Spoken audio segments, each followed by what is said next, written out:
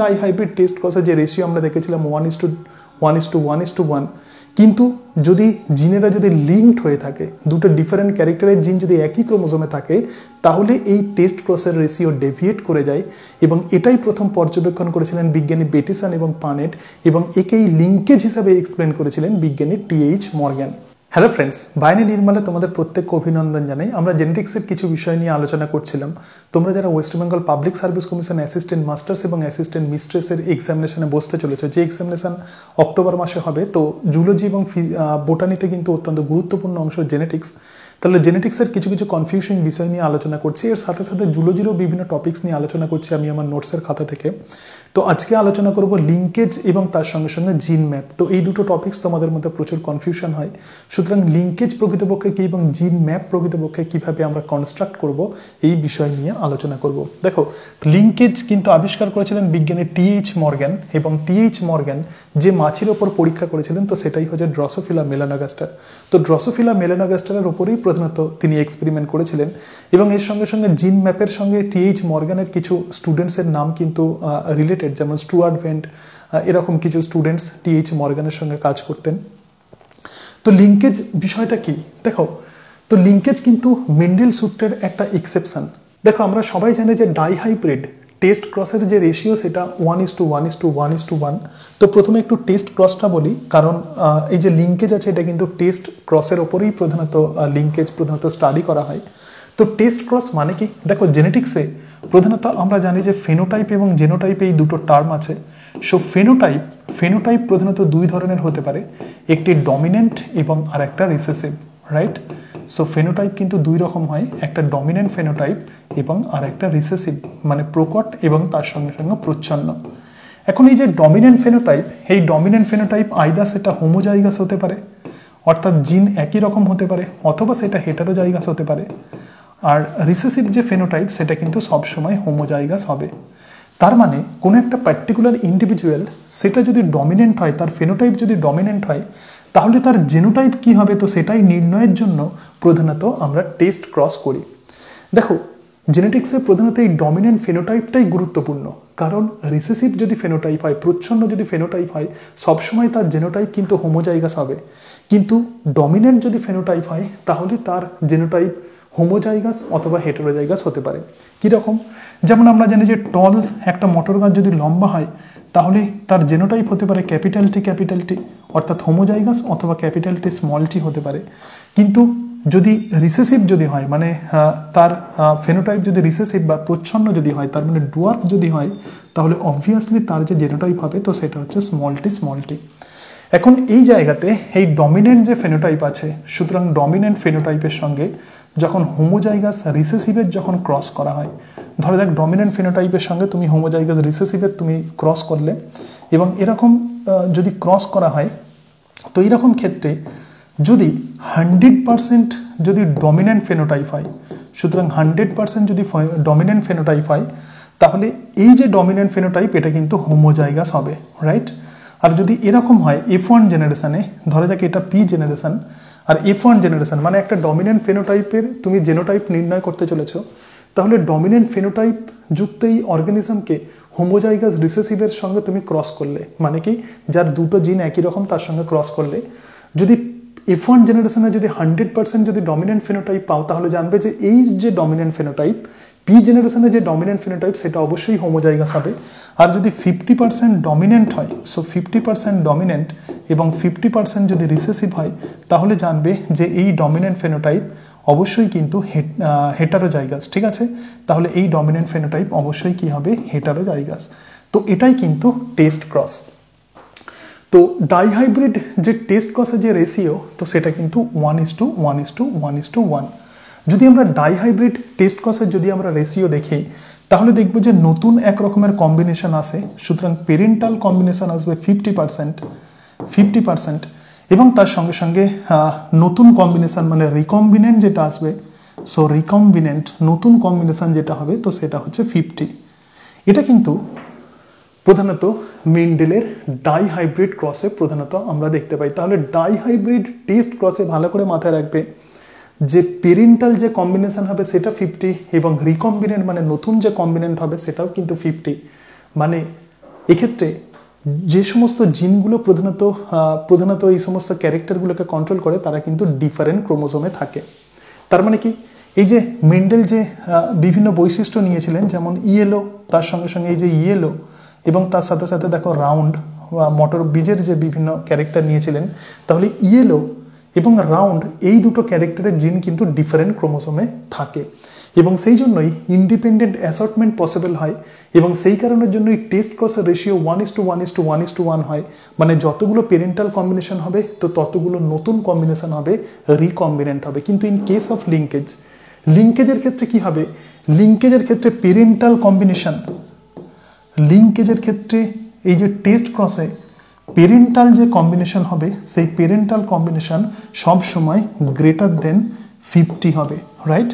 তাহলে এক্ষেত্রে এই যে নতুন যে কম্বিনেশন এর থেকে কিন্তু পেরেন্টাল কম্বিনেশন সবসময় বেশি হবে। তার মানে এটাই বোঝাতে চাইছে যে পেরেন্টাল কম্বিনেশন প্রধানত জেনারেশন থেকে জেনারেশন পর্যন্ত মেনটেন থাকার চেষ্টা করে এবং এটাই হচ্ছে প্রকৃতপক্ষে লিঙ্কেজ। আরও বিষয়টা তোমাদের কাছে ক্লিয়ার করে দিচ্ছি।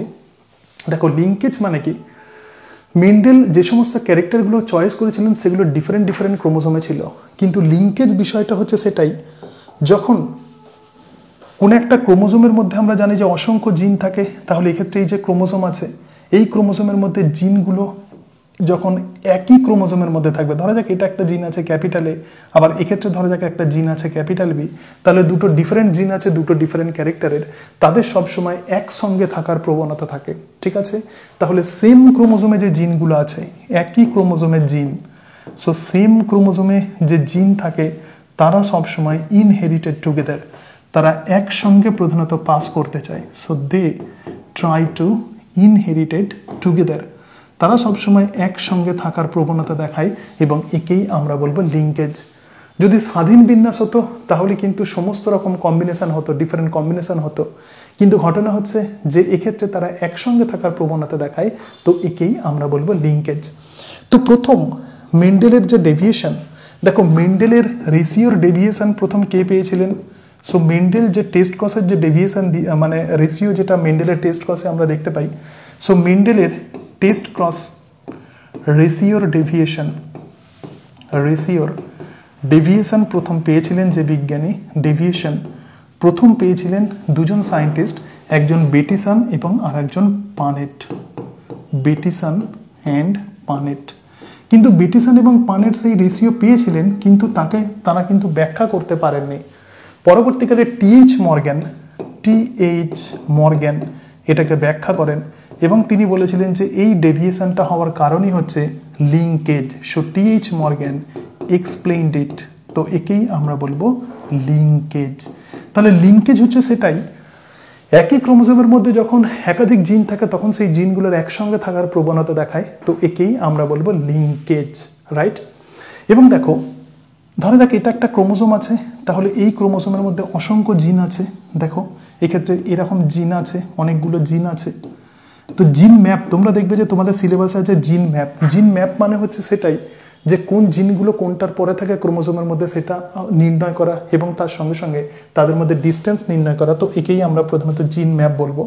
তো এই জায়গাতে ধরে যাক এরকম ডিফারেন্ট জিন আছে, ক্যাপিটাল এ থাকতে পারে, ক্যাপিটাল বি, ধরে যাক small C, small D, capital E, তাহলে যত জিনগুলো কাছাকাছি থাকবে, সুতরাং টিএইচ মর্গ্যান লিঙ্কেজের একটা রুলস দিয়েছিলেন। তিনি এটাই বলেছিলেন যে একই ক্রোমোজোমের মধ্যে প্রথমত একাধিক জিন থাকে এবং এই জিনগুলো কিন্তু লিনিয়ারলি অ্যারেঞ্জ হয়ে থাকে। দেখো এই জিনগুলো কিন্তু লিনিয়ারলি অ্যারেঞ্জড হয়ে আছে এবং যে সমস্ত জিনগুলো যত ক্লোজ থাকবে, তাহলে এ আর বি ক্লোজ আছে, তাহলে এ আর বি যত ক্লোজ থাকবে তো সেক্ষেত্রে লিঙ্কেজ স্ট্রেংথ কিন্তু বেশি হবে। আর দুটো জিন যদি ডিস্টেন্স থাকে, এদের মধ্যে যদি ডিস্টেন্স থাকে, তার মানে কি, ধরে রাখো এক্ষেত্রে এ আর সি এর মধ্যে ডিস্টেন্স, দেখো এই জায়গাতে আমরা দেখতে পাচ্ছি যে এ আর সি, তাহলে এর মধ্যে ডিস্টেন্স বেশি, তার মানে এর ক্ষেত্রে কিন্তু লিঙ্কেজ স্ট্রেংথ কিন্তু অনেক কম হবে। তো এটাই হচ্ছে প্রধানত টিএইচ মর্গ্যানের লিঙ্কেজ থিওরি। এবার দেখো, যদি আমরা দুটো হোমোলোগাস ক্রোমোসোমকে যদি আমরা ধরি, তাহলে লিঙ্কেজ প্রধানত দুই রকম ক্যাটাগরিতে বা জিনের অ্যারেঞ্জমেন্ট প্রধানত দু রকম হতে পারে। সুতরাং জিন অ্যারেঞ্জমেন্ট, দেখো তাহলে জিন অ্যারেঞ্জমেন্ট প্রধানত দু রকম হতে পারে। একটা হচ্ছে সিজ অ্যারেঞ্জমেন্ট, সো সিজ, এবং আর এক রকমের অ্যারেঞ্জমেন্ট কিন্তু ট্রান্স। তাহলে ক্রোমোজোমের মধ্যে যে যখন একই ক্রোমোজোমের মধ্যে যখন একাধিক জিন থাকে, তাহলে তাদের মধ্যে দেখো অ্যারেঞ্জমেন্ট, জিনের যে অ্যারেঞ্জমেন্ট সেটা কিন্তু গুরুত্বপূর্ণ হয়ে যায়। ধরে রাখো এই ক্ষেত্রে দুটো হোমোলোগাস ক্রোমোজোম আছে, এবং এই হোমোলোগাস ক্রোমোজোমে যদি ক্যাপিটাল এ ক্যাপিটাল বি মানে ডমিন্যান্ট জিন যদি একটা ক্রোমোজোমে থাকে আর রিসেসিভ জিন যদি আর একটা ক্রোমোজোমে থাকে, তো তাকেই আমরা বলবো সিস ফেজ। আর ট্রান্স ফেজ তাহলে কাকে বলবো? ধরে যাক এক্ষেত্রে এই একটা ক্রোমোজোম আছে এবং তার হোমোলোগাস ক্রোমোজোম বা সমসমস্ত ক্রোমোজোম এখানে আছে। এবার ধরে যাক এখানে ক্যাপিটাল এ আছে, ঠিক আছে, আবার এখানে আমরা দেখছি যে স্মল বি, আবার দেখো এই জায়গাতে স্মল এ আছে, আবার এখানে ক্যাপিটাল বি আছে, ঠিক আছে। তাহলে এই ধরনের যে অ্যারেঞ্জমেন্ট, তো তাকেই আমরা বলবো ট্রান্স অ্যারেঞ্জমেন্ট। সুতরাং আমরা দেখলাম যে সিজ অ্যারেঞ্জমেন্ট কাকে বলে এবং ট্রান্স অ্যারেঞ্জমেন্ট কাকে বলে। এরপরে যে আমরা অংশ দেখব, তো সেটা হচ্ছে যে লিঙ্কেজ কত রকমের হতে পারে। দেখো এই যে লিঙ্কেজ আছে, এই লিঙ্কেজ প্রধানত দুই ধরনের হয়। সো লিঙ্কেজ দুই ধরনের হয়। এক রকমের যে লিঙ্কেজ, তো সেটাই হচ্ছে কমপ্লিট লিঙ্কেজ, এবং আর এক রকমের লিঙ্কেজ হচ্ছে ইনকমপ্লিট লিঙ্কেজ। যেটা আমরা প্রথমেই যেটা বললাম যে লিঙ্কেজ থিওরি টি.এইচ মর্গ্যান যেটা দিয়েছিলেন, একই ক্রোমোজোমে যদি জিনগুলো থাকে এবং তারা যদি খুব ক্লোজলি থাকে, তাহলে তাদের মধ্যে কিন্তু ক্রসিং ওভারের চান্স অনেক কম থাকে, এবং সেই জন্য তারা জেনারেশন থেকে জেনারেশন একসঙ্গে থাকারই প্রবণতা দেখাবে, এবং একেই আমরা বলবো কমপ্লিট লিঙ্কেজ। এক্ষেত্রে কিন্তু কোনো রকম নতুন কম্বিনেশন তৈরি হবে না টেস্ট ক্রসে, শুধুমাত্র পেরেন্টাল কম্বিনেশন আমরা পাবো। So this is called complete linkage, right. ধরে রাখো এই জায়গাতে একটি ক্রোমোজোম আছে এবং এই ক্রোমোজোমের মধ্যে এরকম জিন আছে ক্যাপিটাল এ এবং তার সঙ্গে সঙ্গে ক্যাপিটাল বি, যেটা বলছিলাম। আবার এখানে আর একটা ক্রোমোজোম আছে, সো এই জায়গাতে একটা ক্রোমোজোম আছে, এটা হচ্ছে স্মল এ আর এক্ষেত্রে হচ্ছে স্মল বি, রাইট। তাহলে এক্ষেত্রে যে গ্যামেট তৈরি হবে, প্রধানত দুই ধরনের গ্যামেট তৈরি হবে। এরা যদি সেপারেটেড হয়ে যায়, তাহলে ক্যাপিটাল এ ক্যাপিটাল বি জিনযুক্ত একটা গ্যামেট তৈরি হবে, আবার স্মল এ স্মল বি যুক্ত একটা গ্যামেট তৈরি হবে। তো এটাইকেই আমরা বলবো কমপ্লিট লিঙ্কেজ। কিন্তু ইনকমপ্লিট লিঙ্কেজের ক্ষেত্রে কি হবে? ইনকমপ্লিট লিঙ্কেজের ক্ষেত্রে এদের মধ্যে প্রধানত ক্রসিং ওভার হবে, রাইট। তাহলে ক্রসিং ওভার হলে গ্যামেটের টাইপ কেমন হবে? দেখো একটা গ্যামেটে হবে ক্যাপিটাল এ ক্যাপিটাল বি হতে পারে, অথবা এক্ষেত্রে স্মল এ স্মল বি হতে পারে, অথবা নতুন কম্বিনেশনযুক্ত গ্যামেট এক্ষেত্রে তৈরি হতে পারে। দেখো নতুন কম্বিনেশনযুক্ত গ্যামেট তৈরি হতে পারে ক্যাপিটাল এ স্মল বি জিনযুক্ত গ্যামেট, অথবা হতে পারে স্মল এ ক্যাপিটাল বি যুক্ত গ্যামেট, কিন্তু এই গ্যামেটের পরিমাণটা অনেক কম হবে, সুতরাং এদের লেস অ্যামাউন্ট হবে। কারণ ক্রসিং ওভার কিন্তু বাই চান্স হয়। What is crossing over? Crossing over হচ্ছে মিওসিস কোষ বিভাজনের প্রথম প্রোফেজের প্যাকাইটিন উপদশায় নন সিস্টার ক্রোমাটিডগুলোর মধ্যে যে খণ্ড বিনিময় হয়, তো তাকেই আমরা বলবো ক্রসিং ওভার। তাহলে ক্রসিং ওভার লেস অ্যামাউন্টে হবে। প্রথমত ক্রসিং ওভার এরকম নয় যে সবসময় কন্টিনিউয়াস হয়ে যাচ্ছে, অ্যাকচুয়ালি নতুন কম্বিনেশন তাহলে এক্ষেত্রে কম অ্যামাউন্টে তৈরি হবে, এবং সেই জন্যই যখন জিনেরা একই ক্রোমোসোমের মধ্যে থাকবে, তাদের মধ্যে পেরেন্টাল কম্বিনেশন সবসময় গ্রেটার দ্যান রিকম্বিনেন্ট হবে। সো পেরেন্টাল কম্বিনেশন সবসময় রিকম্বিনেন্টের থেকে অনেক অনেক বেশি হবে। এবার আমরা দুটো এক্সাম্পলের সাহায্যে আমরা বোঝার চেষ্টা করব যে লিঙ্কেজ প্রকৃতপক্ষে কি। দেখো দুই ধরনের জিন প্রধানত থাকে আমরা জানি, একটা অটোসোমাল জিন এবং তার সঙ্গে সঙ্গে সেক্স ক্রোমোসোমাল জিন। টি.এইচ মর্গ্যান প্রধানত লিঙ্কেজ ড্রসোফিলা মাছের ওপরেই এক্সপেরিমেন্ট করেছিলেন। তো সেই জন্য ড্রসোফিলা মাছের দুই ধরনের ক্যারেক্টার নিয়ে আমরা দেখব যে লিঙ্কেজ কিভাবে কাজ করে। ধরে রাখো এই জায়গাতে এক রকমের ড্রসোফিলা মাছি আছে, সেটা হচ্ছে গ্রে ভেস্টিজিয়াল উইং যুক্ত মাছি, তার মানে তার বডি কালার গ্রে এবং তার সঙ্গে সঙ্গে তার উইংস হচ্ছে ভেস্টিজিয়াল, ছোট উইংস। আর মাছি আছে ব্ল্যাক এবং তার সঙ্গে সঙ্গে লং, ঠিক আছে। তাহলে গ্রে ভেস্টিজিয়াল মানে হচ্ছে ধূসর বর্ণ বডি কালার এবং তার সঙ্গে সঙ্গে উইং সাইজ, এগুলো প্রধানত অটোজোমাল জিন, রাইট। তাহলে অটোজোমেই প্রধানত এরা আছে, সেই জন্য এখানে কিন্তু কোনো রকম মেল ফিমেলের কোনো ব্যাপার নেই। এইবারে দেখো এদের মধ্যে যখন প্রধানত প্রজনন ঘটানো হবে, যেহেতু এরা একই ক্রোমোজোমে আছে, যদি এটা ইন্ডিপেন্ডেন্ট অ্যাসর্টমেন্ট হতো, তাহলে ক্রোমোজোমগুলোকে আমি ডিফারেন্টভাবে লিখতাম। অর্থাৎ এক্ষেত্রে কিভাবে লিখতাম তাহলে ক্রোমোজোমগুলোকে? দেখো যদি ইন্ডিপেন্ডেন্ট অ্যাসর্টমেন্ট হতো তাহলে এইভাবে লিখতাম, ক্যাপিটাল বি একটা ক্রোমোজোমে আছে এবং স্মল ভি একটা ক্রোমোসোমে আছে, আবার দেখো ক্যাপিটাল ভি একটা ক্রোমোসোমে আছে, আবার স্মল ভি একটা ক্রোমোসোমে আছে। তার মানে তারা ডিফারেন্ট ক্রোমোসোমে থাকতো, আমি তাদেরকে প্রধানত এইভাবে লিখতাম। কিন্তু যেহেতু এরা একই ক্রোমোসোমে আছে এবং সেই কারণের জন্য তাদেরকে আমরা এরকমভাবে লিখেছি। ঠিক আছে, তাহলে এই জায়গাটা নিশ্চয়ই তোমাদের কাছে ক্লিয়ার হলো। ইন্ডিপেন্ডেন্ট অ্যাসর্টমেন্ট যদি হতো এদের, তাহলে এরা কিন্তু ডিফারেন্ট ক্রোমোসোমে থাকতো। যেহেতু এরা লিঙ্ক জিন, সেই জন্য তারা কিন্তু একই ক্রোমোসোমে আছে। তাহলে এই যে জেনারেশন, মানে এই যে ক্যারেক্টার গ্রে ভেস্টিজিয়াল এবং ব্ল্যাক লং, তো লিঙ্কেজ মানেই হচ্ছে সেটা যেটা জেনারেশন থেকে জেনারেশন প্রথমত পেরেন্টাল কম্বিনেশন জেনারেলি বেশি হবে, তার পার্সেন্টেজ জেনারেলি এক্ষেত্রে বেশি হবে। তো এই জায়গাতে তাহলে দেখে নাও, তো এদের ক্ষেত্রে তাহলে যদি এটা আমি ধরে নিচ্ছি যে এক্ষেত্রে কমপ্লিট লিঙ্কেজ, রাইট, ধরে নিচ্ছি এই যে জিনগুলো, আমি সাপোজ এটা ধরে নিচ্ছি এটা কমপ্লিট লিঙ্কেজ। ঠিক আছে, কমপ্লিট এবং ইনকমপ্লিট লিঙ্কেজ ভালো করে বুঝতে গেলে এই অংশটা একটু দেখতে হবে। সাপোজ আমি ধরে নিচ্ছি এটা কমপ্লিট লিঙ্কেজ, তো কমপ্লিট লিঙ্কেজ আমি বলেছিলাম যে কোনো রকম রিকম্বিনেন্ট তৈরি হবে না, শুধুমাত্র পেরেন্টাল কম্বিনেশন আমরা জেনারেশন থেকে জেনারেশনে পাবো। তাহলে এক্ষেত্রে দেখো F1 জেনারেশনে তাহলে কি হবে, সুতরাং F1 জেনারেশনে তাহলে কি হবে, F1 জেনারেশনে সুতরাং যে জিন বা যে কম্বিনেশন আমরা দেখতে পাবো F1 জেনারেশনে, একটু লেখার চেষ্টা করি। দেখো এক্ষেত্রে তাহলে আচ্ছা দেখো তাহলে F1 জেনারেশনে তাহলে কি হবে, দেখো এক্ষেত্রে সুতরাং গ্রে ব্ল্যাক, ক্যাপিটাল বি মানে হচ্ছে গ্রে বডি এবং ভেস্টিজিয়াল উইং, আবার দেখো এই জায়গাতে ব্ল্যাক বডি এবং তার সঙ্গে সঙ্গে লং উইং, রাইট। তাহলে গ্রে কালার মানে কি, গ্রে কালার মানে হচ্ছে ক্যাপিটাল বি, এক্ষেত্রে আমি যেটা লিখেছি গ্রে মানে হচ্ছে ক্যাপিটাল বি। ঠিক আছে, তাহলে এই বিষয়টা বুঝতে পারলে। তো এটা হচ্ছে F1 জেনারেশন। তাহলে এদের মধ্যে যদি আমরা টেস্ট ক্রস করি F1 জেনারেশনে, তাহলে কোন টাইপের ড্রসোফিলা তৈরি হলো, দেখো capital B is dominant over small B, তার মানে এটা গ্রে। আবার দেখো ক্যাপিটাল ভি মানে হচ্ছে লং, তাহলে কি তৈরি হলো, গ্রে লং, কারণ capital V is dominant over small V, তাহলে যে ড্রসোফিলা মাছি তৈরি হলো সেটা হচ্ছে গ্রে লং, তার বডি কালার গ্রে এবং তার উইং সাইজ হচ্ছে লং, এরকম তৈরি হলো।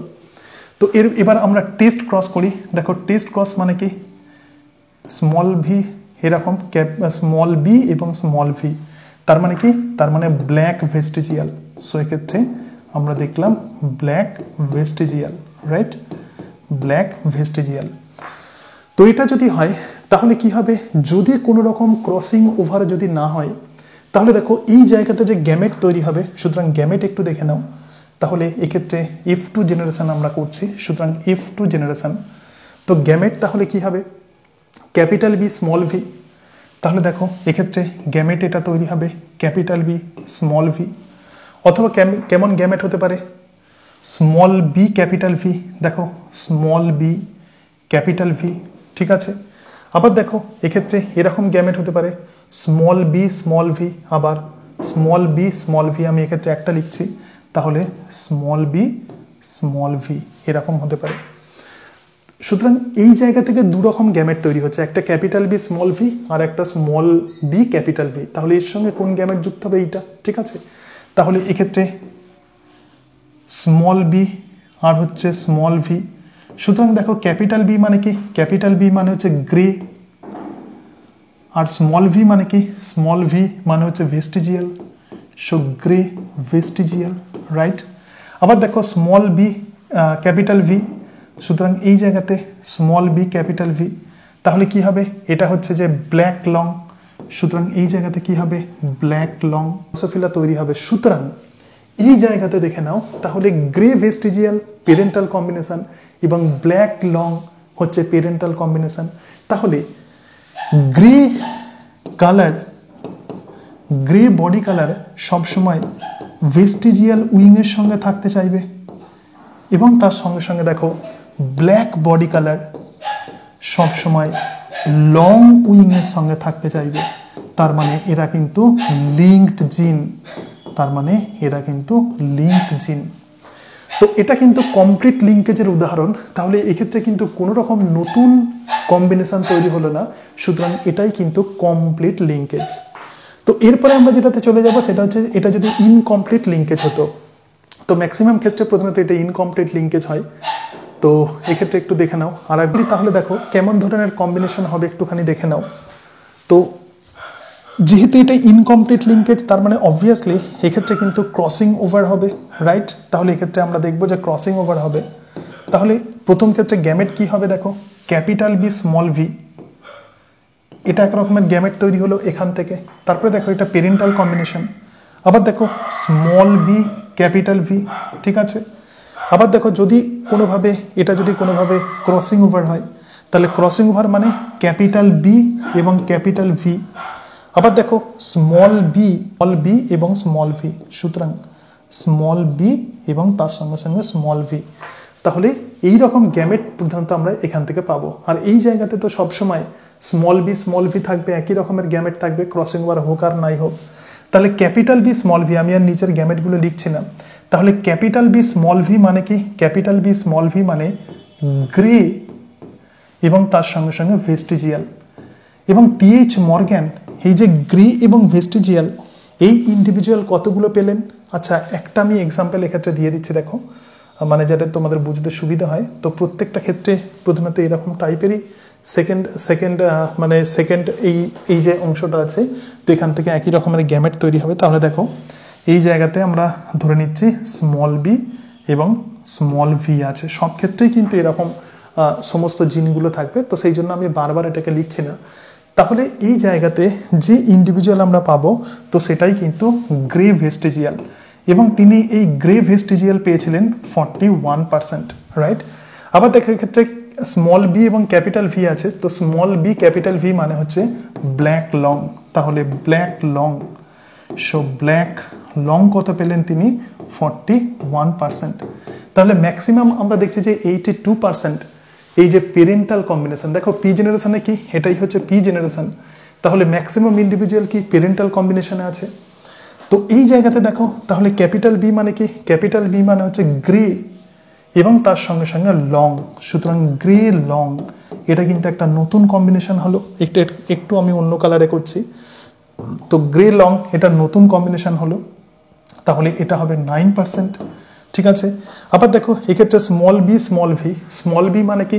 স্মল ভি মানে হচ্ছে ব্ল্যাক ভেস্টিজিয়াল, সো ব্ল্যাক আর ভেস্টিজিয়াল, তো ব্ল্যাক ভেস্টিজিয়াল তাহলে কত হলো? 9%।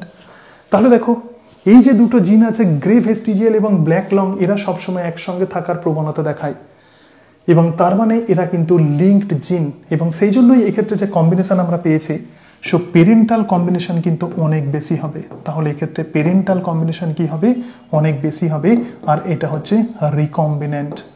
কিন্তু যদি এটা দ্বিসংকর জনন হতো, ইন্ডিপেন্ডেন্ট যদি অ্যাসর্টমেন্ট হতো, তাহলে গ্রে লং পেতাম 25%, এটা 25%, এটা পেতাম 25%, এবং এটা পেতাম 25%। তাহলে এটাই হচ্ছে প্রধানত ইনকমপ্লিট লিঙ্কেজ, রাইট? তাহলে লিঙ্কেজের বিশেষত্বই হচ্ছে এটা। যদি আমরা টেস্ট ক্রস করি F2 জেনারেশনে, মানে যদি আমরা টেস্ট ক্রস করি, তাহলে কিন্তু আমরা রেশিও 1:1:1:1 পাবো না।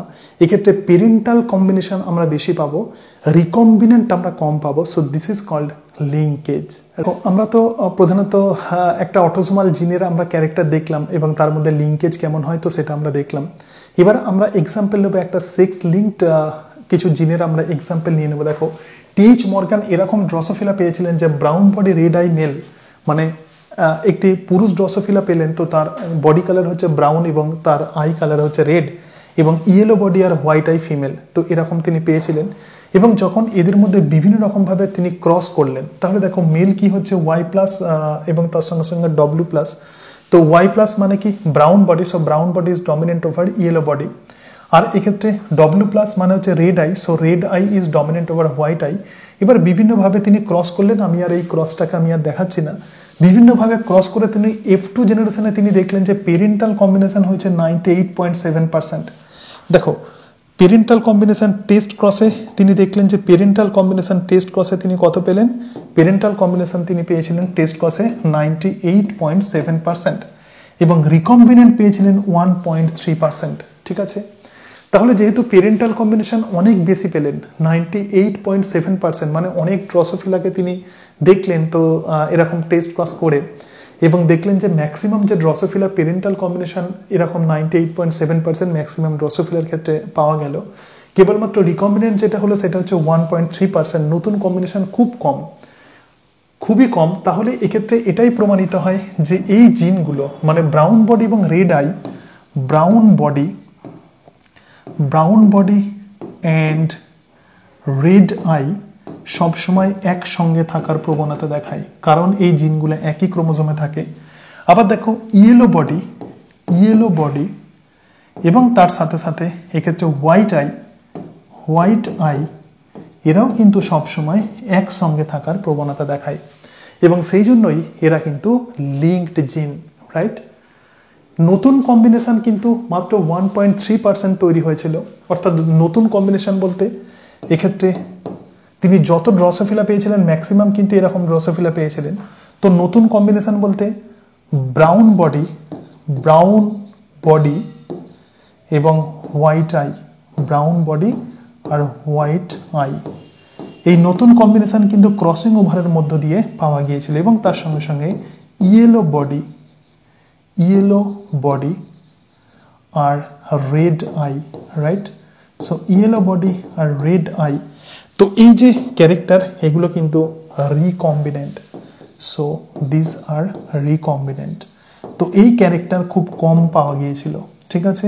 সুতরাং এখান থেকে এটাই প্রমাণিত হয় যে লিঙ্কড জিনগুলো সবসময় একসঙ্গে থাকার প্রবণতা দেখায়। তো এরপরে আমরা আলোচনা করব জিন ম্যাপ। দেখো লিঙ্কেজের বিভিন্ন টেস্ট ক্রস থেকে আমরা এটা বুঝতে পারি যে একটা ক্রোমোজোমে প্রধানত যে জিনগুলো থাকে, দেখো জিনগুলো প্রধানত লিনিয়ার অ্যারেতে প্রধানত তারা সজ্জিত থাকে। তো এক্ষেত্রে একটু আঁকার চেষ্টা করছি। দেখো ধরো এক্ষেত্রে একটা জিন আছে, সো দিস ইজ এ জিন। আচ্ছা, এক্ষেত্রে আমি আঁকার চেষ্টা করছি। দেখো এরকম একটা ক্রোমোজোম আছে, এবং এই ক্রোমোজোমের মধ্যে প্রধানত জানি যে আমরা জিন থাকে, সুতরাং এক্ষেত্রে বিভিন্ন রকমের জিন আছে। দেখো ক্যাপিটাল এ আছে, ক্যাপিটাল বি আছে, ধরো দেখ স্মল সি আছে, স্মল ডি আছে, ক্যাপিটাল ই আছে, এফ আছে, এরকম বিভিন্ন রকমের জিন প্রধানত আমরা এই ক্রোমোজোমের মধ্যে দেখতে পাচ্ছি। তো জিন ম্যাপ মানে কি? জিন ম্যাপ মানে হচ্ছে এটাই যে জিনের অ্যারেঞ্জমেন্ট কেমন, অর্থাৎ এই জিনগুলো কোনটার পরে আছে। আমি যেমন এইভাবে আমি পরপর লিখে দিলাম যে A B C D E F, এরকম আমি পরপর লিখে দিয়েছি, কিন্তু এটা নাও হতে পারে। ক্রোমোজোমের মধ্যে জিনগুলো এই অ্যারেঞ্জে সজ্জিত নাও হতে পারে। এরকম হতে পারে এ হতে পারে, তারপরে সি আসতে পারে, তারপরে ডি আসতে পারে, এফ আসতে পারে, ই হতে পারে।